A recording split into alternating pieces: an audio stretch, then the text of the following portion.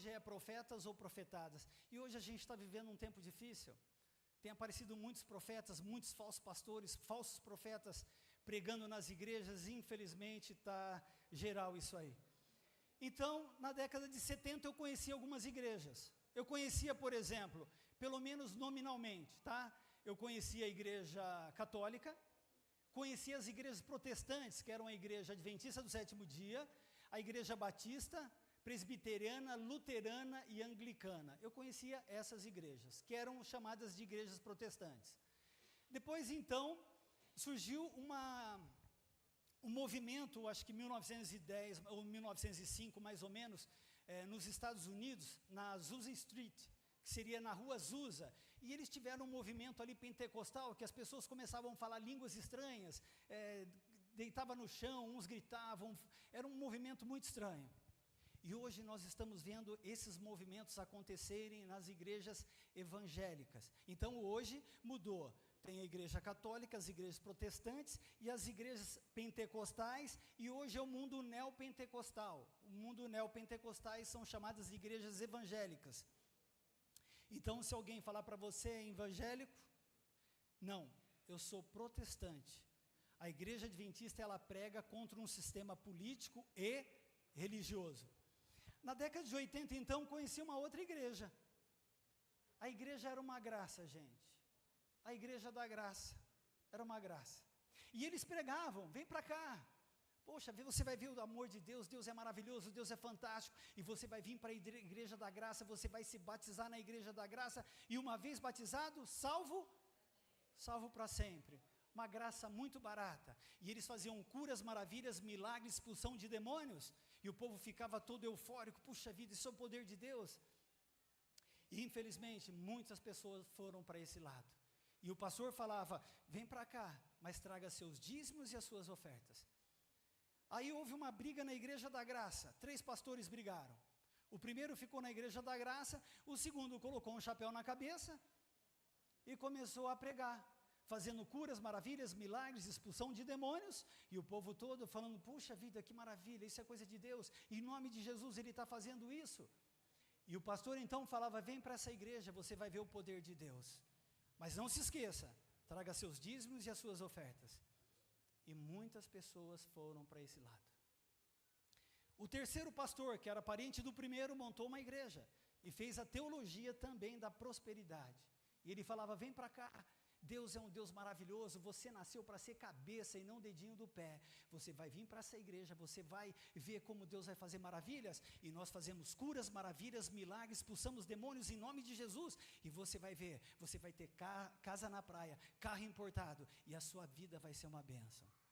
E infelizmente, muitas pessoas foram para esse lado, e fazendo de pequenas igrejas, grandes negócios.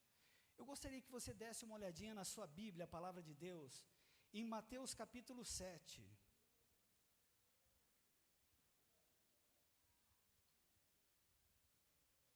Mateus capítulo 7.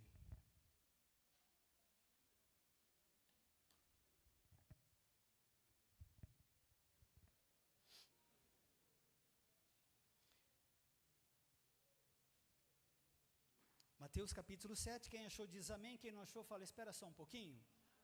A gente espera. Mateus capítulo 7, versículo 21 até o 23 diz assim, nem todo o que me diz Senhor, Senhor entrará no reino dos céus, mas aquele que faz a vontade do meu Pai que está nos céus. Muitos naquele dia hão de dizer-me, Senhor, Senhor, porventura não temos nós profetizado em teu nome, e em teu nome não expelimos demônios, e em teu nome não fizemos muitos milagres? Agora veja bem a resposta de Jesus para essas pessoas no 23. Então lhes direi explicitamente, ou seja, abertamente, nunca vos conheci, apartai-vos de mim, vós que praticais alguma Bíblia diferente aí, uns dizem iniquidade, outros dizem o quê? Mal. Irmão, se você tiver uma caneta em mãos, a palavra iniquidade foi traduzida errada. Não é mal e não é iniquidade. A palavra aí é uma palavra grega que chama-se anomia. A palavra anomia, para a tradução correta, você pode fazer um risquinho aí embaixo da sua Bíblia, na palavra iniquidade, você risca e escreve assim, anomia. E sabe qual o significado da palavra anomia? Contra a lei. E aí eu pergunto para vocês, as pessoas estão fazendo curas, maravilhas e milagres em nome de Jesus, mas elas não guardam a lei de Deus, a lei dos 10 mandamentos. Irmãos, outro dia eu estava passando perto de uma igreja pentecostal e eu achei até estranho, um movimento ali, e o pessoal rodopiava. Eu falei, gente, eu acho que eu estou numa idade que se eu rodopiar vou ficar meio bobo, né? Mas aí o pessoal começou a rodopiar, eles cantavam, fervorosos, e umas pessoas dançando assim, ó. E sabe o que me fez lembrar? Eu morava na cidade de Lins, e na cidade de Lins, de frente à minha casa, havia um centro de umbanda. E sabe como que é, moleque, curioso? Eu falei, deixa eu ver como é que funciona isso. E eu fui lá na porta e comecei a assistir o culto deles, e o pessoal tocando tamborins, tambores, cantando, o pessoal dançando dessa maneira, outros rodopiando, e hoje eu estou vendo isso em movimentos pentecostais, pessoas falando línguas estranhas, e a Bíblia em Atos capítulo 2 fala que o dom de línguas foi derramado para aquelas pessoas, para que elas falassem na língua que eles entendessem, e não essa língua de labachúria, cantagalo, pescoço de frango, bala house. Eu ouvi isso aí, e o interessante disso, que as pessoas então levantam e, aleluia, glória a Deus. Irmãos, muitos falsos profetas têm se levantado. Dá uma olhadinha o que diz aí a palavra de Deus, Amós 3,7. Certamente o Senhor Deus não fará coisa alguma sem antes ter revelado os seus segredos aos seus servos, os? Muito bem. Como é que a gente entende melhor esse texto? Para a gente entender, vamos desenhar esse texto? Irmãos, Deus, quando toma uma decisão, Ele vai tomar uma atitude, Ele não pega ninguém de surpresa, Ele avisa antes. Está aí, ó. O texto está falando, não pega ninguém de surpresa, Ele avisa antes o que Ele vai fazer. Ele chama o seu amigo e fala, Noé, vem aqui, meu filho, olha, você vai pregar para esse povo, a maldade do povo subiu até os céus, e você vai chegar para eles, vai pregar para eles, e avisa a eles que eu vou destruir esse mundo com água. Você vai construir um barco muito grande, os animais vão entrar na arca, e você vai pregar para eles. E Noé ficou 120 anos avisando aquele povo incrédulo, gente, Deus vai destruir o mundo com água, vai vir um dilúvio, vocês vão se perder, mas se vocês entrarem na arca, vocês serão salvos. E o que os antediluvianos falavam? Tá maluco? 600 anos, velhinho, tá meio caduco já o velhinho, nunca choveu na face da terra, vai chover agora. E o que acontece? 120 anos pregando para aquele povo, ninguém quis entrar na arca, até que um dia, Noé entrou dentro da arca, o anjo do Senhor fechou a porta, e Noé ficou, no primeiro dia, imagino eu, pessoal, e aí Noé, como é que está aí dentro? Segundo dia, Noé, como é que você está aguentando o cheiro dos bichos? Terceiro, quarto, quinto, sexto, sétimo dia, no sétimo dia as nuvens fecharam, o tempo fechou. Naquela época a Bíblia diz que nunca havia chovido, eles não sabiam que era chuva, então o que regava a planta naquela época era o orvalho da manhã, eles não acreditavam em dilúvio, nunca havia chovido, por que eu vou acreditar nisso? E aí no sétimo dia o tempo fecha, água que sai de cima, água que brota de baixo, e aí quando a água começou a bater no joelho, o pessoal, Noé, abre aí Noé. E a Bíblia fala como nos tempos de Noé, casavam-se e davam-se casamento, assim também será a vinda do Filho do Homem. Muitas pessoas estão brincando com a palavra de Deus, fazendo de pequenas igrejas grandes negócios, infelizmente, não se prega mais a palavra de Deus. Dá uma olhadinha em outro texto, que diz, Jeremias capítulo 23, versículo 16, diz assim, assim diz o Senhor dos exércitos, não deis ouvidos às palavras dos profetas que entre vós profetizam e vos enchem de vãs esperanças, falam as visões do seu coração, não as que vêm da boca do Senhor. Irmãos, Deus sempre alertando o seu povo, e infelizmente as pessoas acreditando nesses falsos profetas. Deus chama um outro servo, chama Jonas e fala: Jonas, vem cá, meu filho, você lá vai lá e prega para esse povo de Nínive. Vocês sabem como que era considerada, era chamada a cidade de Nínive? Era chamada de cidade sangrenta, de tanta maldade que eles praticavam. Para vocês terem ideia de uma maldade, eles praticavam o empalamento. Sabe o que é isso?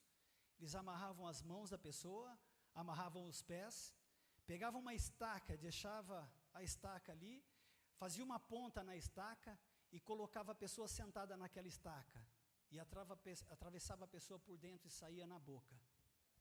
E só para ver a pessoa, quanto tempo será que demora para morrer? Será que vai demorar muito? Para você ter uma ideia da maldade que os ninivitas praticavam. E Deus chama então Jonas e fala: Jonas, vai lá e prega para esse povo que eu vou destruir essa cidade. E Jonas foi lá, pregou para aquele povo. E o que aconteceu com o povo? O povo se arrependeu. Muito bem, o povo se arrependeu. Deus sempre coloca um se. Se vocês me amam, vocês guardam os meus mandamentos. Se o meu povo que me chama pelo meu nome se humilhar e orar, então eu os atenderei. Deus sempre coloca um si para você. Dá uma olhadinha o que diz. 1 João capítulo 4, versículo 1. Amados, não deis créditos a qualquer espírito, antes provai os espíritos se procedem de Deus, porque muitos falsos profetas têm saído pelo mundo afora. Eu não sei se vocês se lembram, na época das eleições 2022, quantos falsos profetas se levantaram. Gente, o que é isso? E nada se cumpriu, porque não vem da voz de Deus e vem do próprio coração. Irmãos, outro dia eu recebi um vídeo de um amigo, e esse vídeo era de um profeta, um falso profeta. Ele enganava as pessoas, sabe como?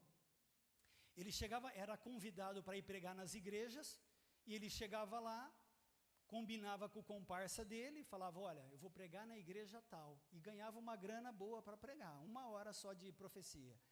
E ele chegava lá na igreja e falava para o pessoal. O comparsa dele estudava sobre a vida da igreja, entrava no Facebook da igreja, via a vida dos irmãos da igreja, e aí o camarada ficava lá no fundo da igreja, o comparsa dele, e ele aqui em cima, com um ponto eletrônico no ouvido. O camarada lá no fundo falava para ele: fala do irmão fulano. E ele falava, profetizava. A igreja, aleluia, glória a Deus. Fala da irmã Maria está doente. E ele falava: estou entendendo, Jesus, estou entendendo. Olha, irmãos, eu não conheço ninguém dessa igreja, é a primeira vez que eu venho aqui, e eu sou um profeta de Deus. Ele se auto-intitula profeta. E Deus mandou dizer para vocês: existe uma irmã muito querida aqui nessa igreja, e o nome dela é Irmã Maria. Eu não conheço a Irmã Maria. A Irmã Maria está aqui nesse momento, e a Irmã Maria lá no fundo levanta a mãozinha e fala: eu? Então venha cá, Irmã Maria, eu vou orar por você. E a Irmã Maria então levanta chorando, a família chorando, todo mundo aqui dentro, aqui em cima do púlpito, e ele impõe as mãos sobre a Irmã Maria, e faz uma oração e fala: Irmã Maria, Deus mandou te dizer, eu sou um profeta de Deus, e Deus mandou te dizer que Ele vai te curar, Ele vai restabelecer sua saúde. E a igreja inteira, aleluia, glória a Deus. 2 dias depois, a Irmã Maria morre. Que raios de profeta é esse? Tantas profetadas dando, o pessoal está dando, incrível. Outro dia eu estava lavando o carro, fui lavar o meu carro num domingo pela manhã. E quando eu estava lavando o carro, eu escutei uma conversa estranha do meu vizinho. Eu achei estranha aquela conversa. E ao invés do vizinho, profeta, chamar o irmãozinho para entrar na casa e conversarem lá dentro, tratou ele do portão para fora. E o camarada falava alto, gritado. Conheço ele, só que eles não me viram. E ele falou assim: irmão, você não sabe da maior? A irmã fulana está saindo com o irmão ciclano, e o irmão Beltrano está saindo com a irmã fulana. Aí o profeta falou: nossa, não me diga, me conte mais. E ele contou, tintim por tintim, e ainda entrou em detalhes. O profeta falou: deixa comigo, eu vou dar a palavra lá. Hoje deixa comigo que eu vou dar a palavra. Isso foi no domingo. De manhã, ele deu a palavra no domingo à noite. Na segunda-feira, dei de cara com o camarada, estou saindo do trabalho, dei de cara com o camarada que levou as notícias. E eu falei para ele, e aí, como é que você está? Tudo bom? Ele falou, beleza. Eu falei, que bom. Eu falei, me diz uma coisa, você é lá da igreja do meu vizinho? E ele falou, lógico, profeta, homem de Deus, pensa num homem de Deus, ele tem as profecias, ele tem revelações. Eu falei, puxa vida, que bom ter um vizinho que é um homem de Deus, isso é maravilhoso. Eu falei, me diz uma coisa, como é que funciona esse negócio de profecia, revelações? E aí foi que ele falou, eu não devia te contar, mas eu vou falar. Olha, ontem lá na igreja, Deus revelou para ele que haviam 2 casais que estavam cometendo adultério. Eu falei, nossa, sério? Ele falou, sério? Eu falei, escuta, mas ele falou o nome das pessoas? Ele falou, não pode falar o nome, porque senão causa um escândalo dentro da igreja. Eu falei, tá certo, isso aí mesmo, tá certinho, não pode, igreja não é lugar de brigar, tá certinho. Mas eu falei, como é que fica as outras pessoas? Os outros que estão sentados lá, será que o marido não vai achar que é minha esposa? Será que a minha esposa está me traindo? Será que não vai ficar assim? E ele falou, não é assim que funciona. Porque o Espírito Santo fala com a pessoa, acalma teu coração, que não é nada com você. Irmãos, naquele momento eu tinha vontade de chegar para ele e falar, ô fofoqueirinho, isso aí foi você que revelou para ele, não tem revelação, não tem profecia, não tem nada. Mas infelizmente, as pessoas estão nesse rumo. Entre ser feliz e ter razão, eu quero ser feliz. Outro dia, a Bíblia fala, e nós também, como adventistas do 7º dia, sabemos que nós temos que ser testemunhas de Cristo. Tem uma testemunha aqui, tem várias testemunhas aqui, mas uma que eu não esqueci, eu não sei o nome desse jovem, com a Heloísa? Otávio. Teve uma vez o Otávio, foi lá no cemitério entregar, isso viralizou, e Otávio foi entregar o livro Grande do Conflito. E o camarada chegou lá e começou a insistir, não, isso e aquilo, não sei o quê. Otávio fez certinho, Otávio. Algumas pessoas vão te achar ruim com você. Não, você devia ter colocado sua doutrina. Não, você fez certinho. Olha, amigo, a gente veio para trazer uma mensagem de amor e esperança para as pessoas. A gente não está aqui para brigar. Existem pessoas que querem ouvir a palavra de Deus. Existem aquelas pessoas que querem discutir. Você vai jogar palavras ao vento. Um dia, esse mesmo profeta, do lado da minha igreja, da minha casa, eu estava saindo de casa e esse falso profeta me chamou. Falou, vizinho, você pode emprestar sua mangueira para mim? Eu tinha comprado uma mangueira novinha. Sabe que você fica lutando com a mangueira para enrolar ela? Está dura, está velha, ressecada? Falei, eu me mimei, gente. Eu preciso me mimar também vale a pena, né? Vou investir em mim. Comprei uma borracha laranjada novinha, coisa mais linda. Comprei a borracha. E o vizinho vem e me pede a borracha emprestada, o profeta. Falei, lógico, só se for agora. Fui lá, peguei a mangueira, levei lá na casa dele, falei, está aqui. 15 dias ele não me devolvia a mangueira. Você acredita? Eu falei, não é possível, será que ele esqueceu? Nisso vem a espanhola, chega para mim, minha esposa, e fala assim, viu, como é que é? Faz 15 dias que eu estou lavando a casa na base do balde, como é que faz? Você vai buscar essa mangueira ou quer que eu vá? Eu sempre falo para ela, entre ter razão e ser feliz, eu quero ser, ela quer ter razão. Eu falei, deixa comigo. Fui lá. Vizinho, está usando a mangueira? Espera aí. Quer dizer que além de emprestar e levar, você tem que buscar. Entreguei a mangueira para minha esposa, e ela estava ali, lavando o corredor. Nisso eu escuto ela falando, nossa, a mangueira parece que encurtou, está mais curta. Tudo bem, o tempo passou. Um dia eu estou chegando em casa, cheguei em casa de moto, fui entrar na garagem. Gente, precisa ver que visão linda que eu tive. O meu vizinho lavando a calçada dele, como diz o mineiro, bonitinho, lindinho, fofinho. Precisa ver que bonitinho, e ele lá lavando a calçada, e eu olhei, e eu vi alguma coisa diferente. Uma mangueira verde, emendada com 3 metros de uma mangueira laranja. Eu falei, não é possível. Não. Não é possível, não é isso. Aí eu encostei a moto e fiquei ali conversando com o profeta, né? Para ver se ele se entregava. E aí, como é que você está, vizinho? Tudo bem? Não, tudo bem. Tem alguma novidade? Nenhuma? Eu ficava tentando tirar alguma coisa dele, e ele lavando a calçada como se nada tivesse acontecido. Para tirar a prova dos 9, o que eu fiz? Ele não se entregava, falei, tudo bem, vamos ser felizes? Entrei em casa, falei com a minha esposa, falei, menina, vai lá dar uma olhada, eu nunca vi ninguém lavar a calçada daquele jeito, vai lá dar uma olhada para você ver. E ela foi, chegou lá, voltou, falou, nossa, ele roubou nossa mangueira. Falei, para você ver, roubou, o profeta roubou nossa mangueira. Mas para tirar a prova dos 9, a gente precisa fazer o quê? Fui lá, coloquei a mangueira na torneira, estiquei a borracha, faltava 3 metros para chegar no ralo, foi o tamanho certo que eu comprei. Então, realmente, e a Bíblia diz, pelos frutos os conhecereis. Irmãos, eu queria mostrar para vocês uma visão. Eu não vou falar o nome quem teve essa visão. Se você souber quem foi, você levanta a mão, tá bom? Mas escuta só o que essa pessoa diz. Ela diz assim, o Espírito Santo me é testemunha de que hoje lhes estou advertindo sobre a hora da perseguição que vem para todo o crente cheio do Espírito Santo. Terão de preparar-se para ser odiados, repelidos, escarnecidos. E eu pergunto para a igreja, vocês estão preparados para isso? Vocês estão preparados para ser odiados, repelidos, escarnecidos? Será que a igreja está preparada para isso? Ninguém nunca pensou nisso? Vocês lembram da época da pandemia, o que aconteceu? A televisão o tempo inteiro falando de morte, Covid, morte, Covid, morte, Covid, hospital. Era só isso que se falavam. Vai chegar um tempo em que muitas pessoas vão chegar para você e vão falar, viu, isso aí é uma seita. Isso aí que vocês estão seguindo é uma seita, vocês vão ser odiados. Pessoas da sua própria família, pessoas da própria igreja que vão sair daqui, vão odiar você. Você vai ser repelido e escarnecido. Em primeiro lugar, uma confusão econômica que afetará o mundo todo.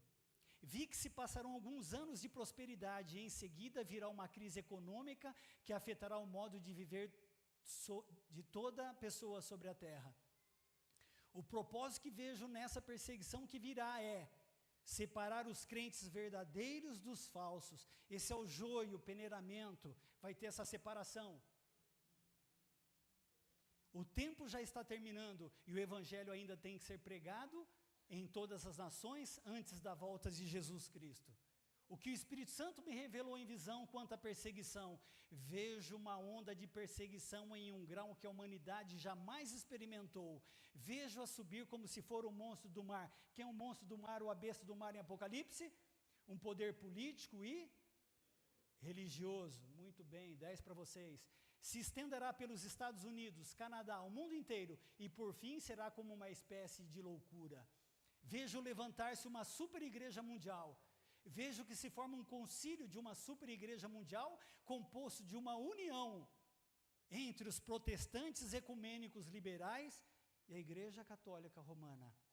Há um tempo atrás havia um camarada que tentou, dizendo que ele vinha, não me lembro o nome dele agora, ele vinha no espírito de Elias, fez uma reunião com vários líderes religiosos e eles acharam legal os protestantes ecumênicos se unirem. Mas aí houve um acidente de moto e ele morreu. Deus não deixou que isso acontecesse. Unificando-os politicamente para criar uma das forças religiosas mais poderosas de toda a terra. Roma insistirá em receber os privilégios da parte dos líderes protestantes ecumênicos. O Papa se considerará um líder político em vez de um líder espiritual nesta união da igreja. Vejo um exército de profissionais invadindo os postos influentes nessa super igreja. Logo vejo que se levanta outra super igreja, uma igreja invisível e sobrenatural. A união dos verdadeiros seguidores de Jesus Cristo que prosseguem com a vida espiritual unidos por meio do Espírito Santo e sua confiança mútua em Jesus Cristo. E essa igreja será um tipo de igreja clandestina, será composta de cristãos de todas as... Irmãos, existem pessoas honestíssimas e sinceras em outras religiões. Jesus fala, eu tenho ovelhas em outros apriscos. Eu conversando outro dia com um amigo, ele é engenheiro, e ele me falou que ele me confidenciou ali que ele estava trabalhando para um rapaz para fazer uma mansão ali, reformar uma mansão. E o camarada entregou a chave para ele e falou, está aqui a chave da casa. Ó, já fui na casa, não tem nada que me interessa, manda jogar na caçamba. Tá bom. E ele foi lá na casa. E aí, quando ele chegou na casa, vários objetos, ele encontrou uma Bíblia, capa vinho, coisa mais linda, toda dourada, eu acho que nunca tinha sido aberta aquela Bíblia. E ele pegou a Bíblia e ligou para o camarada, falou, viu, você quer que jogue tudo na caçamba? Você tem certeza? Não tem alguma coisa que você quer? Ele falou, não, pode jogar tudo, não me interessa nada que tem lá, já passei lá, não me interessa nada. Pode jogar, manda jogar na caçamba. E ele falou assim, você acha que eu ia jogar a palavra de Deus fora? Não, eu trouxe aqui para o meu escritório. E todos os dias eu estudo a palavra de Deus. É um católico, homem de Deus, boa família, boa índole, de caráter, pensa num cara de Deus. Irmãos, Deus tem seus filhos em toda a parte e será composta por pessoas de todas as denominações. Enquanto a superigreja visível aumenta em potência política, o corpo invisível de Cristo crescerá em poder de uma forma tremenda. E esse poder virá como resultado a perseguição. E aí eu pergunto para a igreja, quem sabe quem teve essa visão, levanta a mão, mas não fala o nome. Muito bem, parabéns para vocês nessa data querida. David Wilkerson, ele escreveu esse livro, A Cruz e o Punhal. Ele era um pastor dos Estados Unidos, protestante, mas era um homem de Deus. Ele teve essa visão. Se vocês quiserem acompanhar no YouTube, procura David Wilkerson, a visão. A única diferença que tem aqui, ó, eu não ia falar para vocês, mas eu vou mostrar. A única diferença tem dos textos de Ellen White para esse texto dele, é que ele diz aqui, ó, a união dos protestantes ecumênicos liberais e a Igreja Católica Romana, mas haverá uma tríplice união, que a irmã White fala que haverá o que está faltando aí? Os crentes ecumênicos, Roma e o Espiritismo. Esses três vão formar uma só religião. Irmãos, era um homem de Deus, e Deus revelando a seu povo as coisas que brevemente hão de acontecer. Eu queria terminar o sermão com vocês, para vocês aqui, com um texto que eu recebi, eu não sei se quem escreveu era profeta ou filho de profeta, não sei te falar. Mas ela conta uma história que eu achei super interessante para os dias atuais. Isso foi escrito há mais de 20 anos.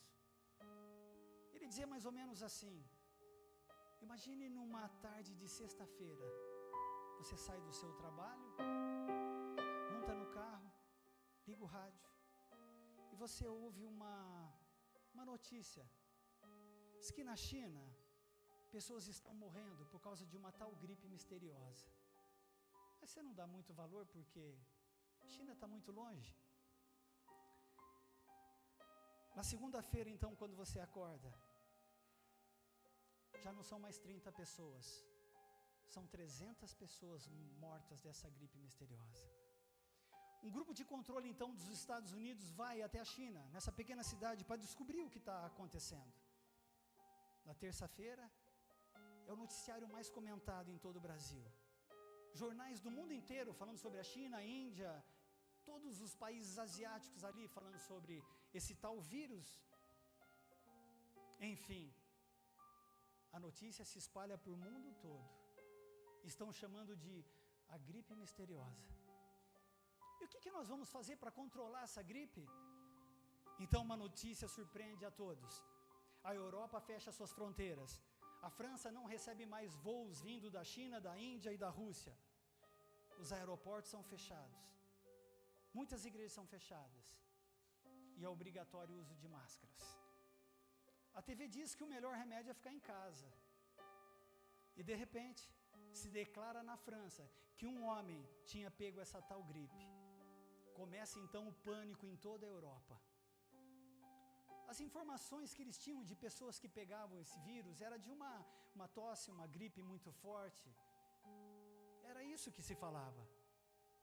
Sintomas variavam de pessoa para pessoa. E a notícia então começa a se espalhar para que as pessoas vão até os hospitais para fazer exame de sangue, para ver se eles encontram algum antídoto para combater aquele vírus. E você vai com seus filhos, e você chega lá, aquela fila de gente, e você chega e fala: poxa, o fulano, né? O fulano que fazia tempo que eu não via, puxa, quanto tempo, amigo de infância. Você encontra todas essas pessoas lá, e de repente, depois do exame, o médico sai gritando o nome que ele leu num caderno. O menor dos seus filhos agarra na sua perna e diz: papai, mamãe, ele está falando o meu nome. E antes que você possa raciocinar, eles estão levando o seu filho. E você grita: espera, o que vocês estão fazendo? E o médico fala: olha, nós estamos falando da cura para o mundo todo. O sangue do seu filho é puro, é limpo. O seu filho tem o sangue que nós precisamos. Depois de longos 5 minutos, saem pessoas do laboratório chorando e rindo. Faz uma semana que você não vê gente sorrindo. O médico mais velho se aproxima de você e diz: obrigado, Senhor. O sangue do seu filho é perfeito. Finalmente nós vamos poder construir, vamos fazer essa vacina. E a notícia então se espalha por todos os lados. De repente o médico se aproxima de você e da sua esposa e diz: posso falar com você um pouquinho? Sabe, nós não sabíamos que o sangue do seu filho era puro. Nós não sabíamos que através do sangue de uma criança, mas nós precisamos do sangue todo do seu filho. Nós não estávamos preparados para isso. Você não consegue entender isso? Como é que pode? Será que vocês não podem fazer uma transfusão de sangue? Vocês não podem fazer alguma coisa? É meu filho. Senhor, nós estamos falando da cura para o mundo todo.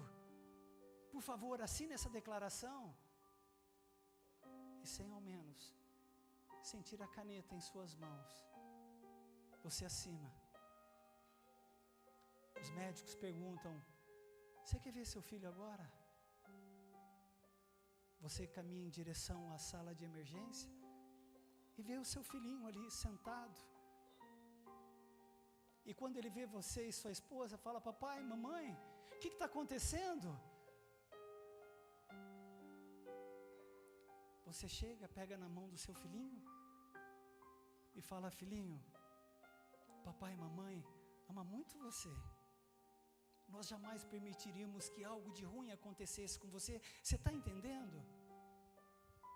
Nisso, o médico regressa e diz: sinto muito, Senhor, nós precisamos começar.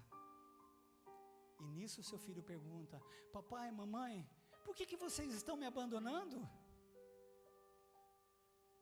E seu filho morre por doar todo o seu sangue.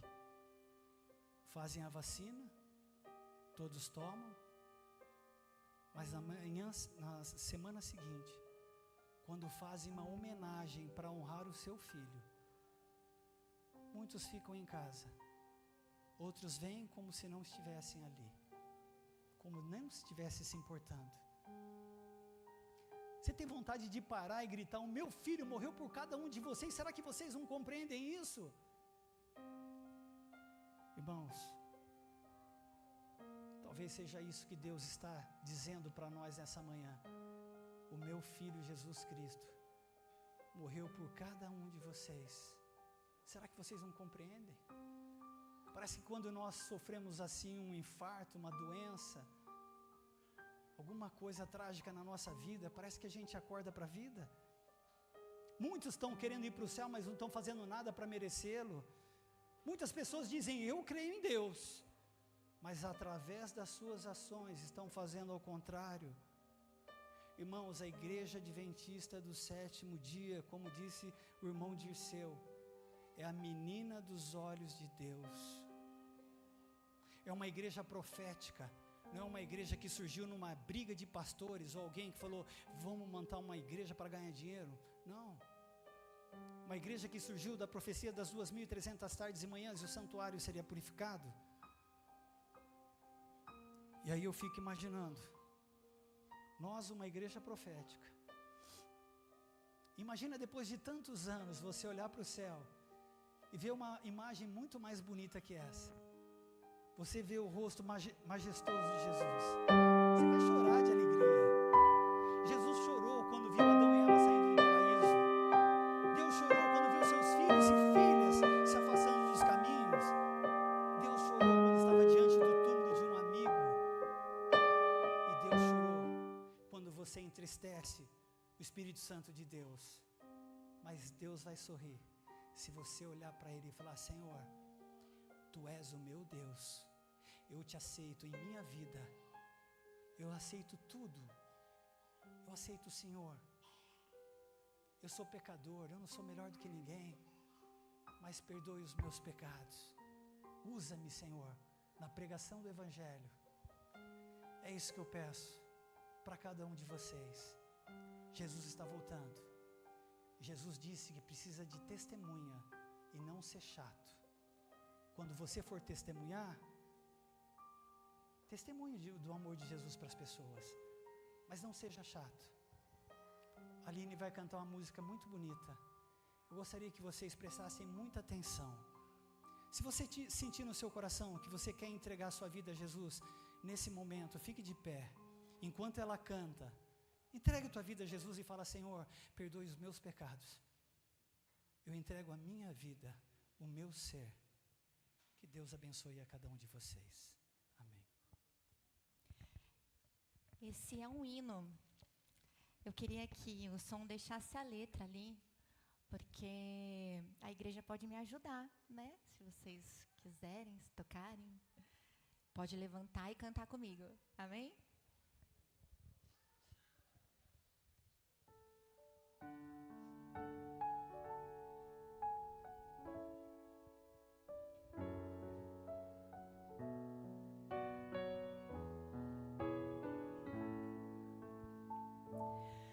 Ao findar o labor desta vida, quando a morte ao teu lado chegar, que destino há de ter tua alma? Qual será no futuro teu lar?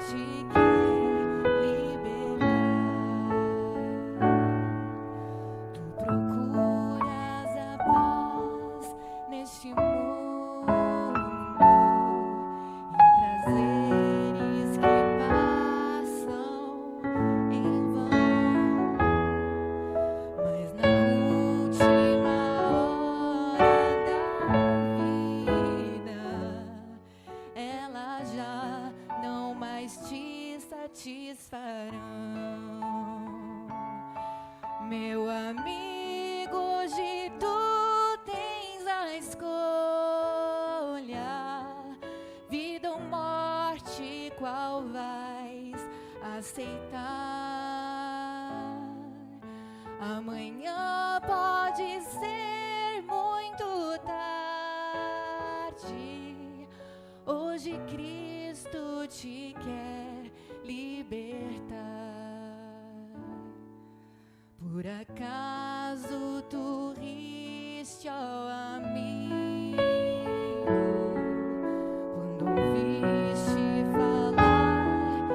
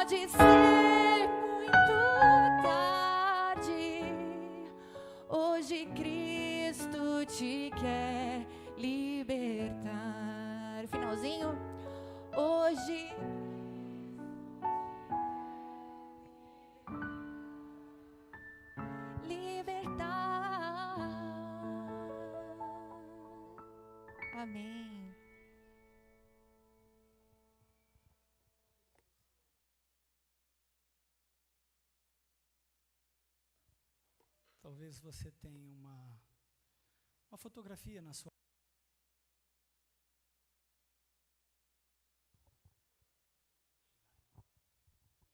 Talvez você tenha uma foto, uma fotografia na sua casa, dos seus amigos e dos seus familiares, e você começa a ver que naquelas fotos dos seus familiares ou amigos, você começa a fazer um X. Fulano já foi? Ciclano? Beltrano? A vida passa rápido demais, gente. Eu não sei se eu vou estar vivo daqui 5 minutos, eu não sei.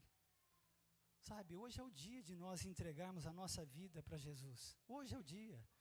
Não é deixar para amanhã, não. Mas vamos entregar hoje. Porque logo Jesus vai voltar. Eu quero encontrar com todos vocês lá.